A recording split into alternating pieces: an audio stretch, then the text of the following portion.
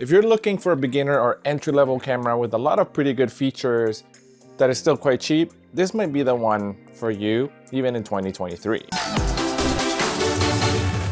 So welcome back to another video. My name is Mario So, and I create weekly content on filmmaking, photography, and gear review. If that's something you're into, hit the like button and subscribe for future content. So I got this Canon M50 for a week just to test it out. I'm actually delivering a workshop, and the cameras that they're providing for the students that are attending that one-time workshop is this one. If you have been in this channel for a while, you have only heard me talk about Sony cameras, but that's because I've only been shooting with Sony cameras for the past 5 to 7 years. Before that, I actually shot on Canon and even on Nikon.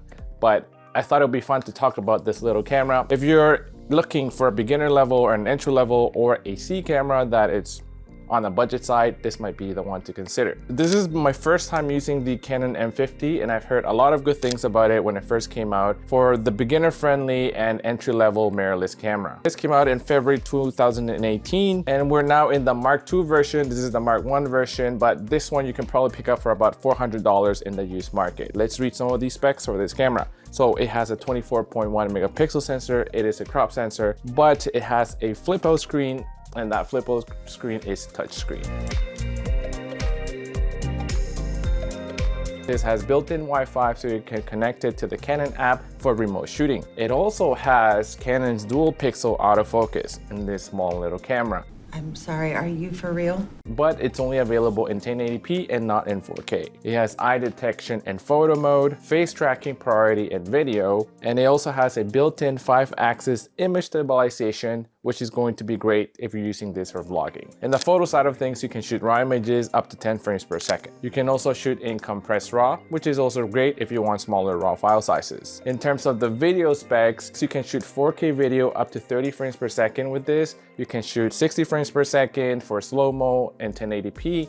And if you want to shoot 120 frames per second, you can do that in 720p, which isn't the best, but you have that option available if you want to use that. One thing to keep in mind is that there is a crop when you shoot in 4K. It's about 1.6 times. So something to keep in mind if you're vlogging in 4K, you're going to get a little bit of a punch in your image. This has a mic port as well for you to attach an external microphone, which is great for vlogging, for YouTube videos. You also get a few more professional settings or features that you only find in more expensive mirrorless cameras. And some of these features like focus peaking is not even available in some of Canon's more expensive DSLRs. But before I continue, the remainder of this video is going to be shot with this M50, so I'm going to be switching that camera just about now.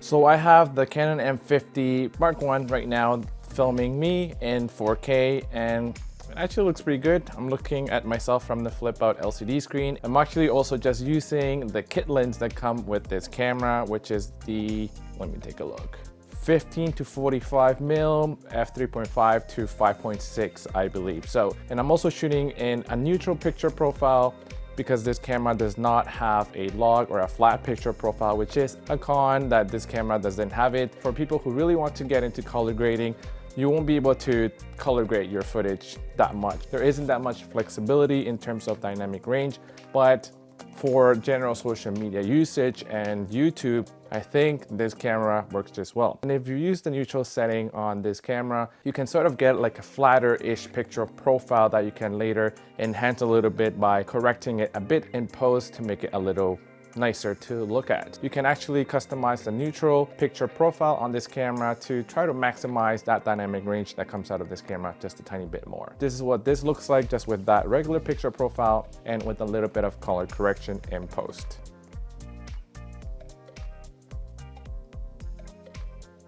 And I also wanted to say that I'm using a wireless mic running in directly into the preamp of this camera into that mic port. In terms of some of the cons or caveats about this camera is that this is not going to be your prosumer or professional camera. This is more of a no frills hybrid camera for really cheap.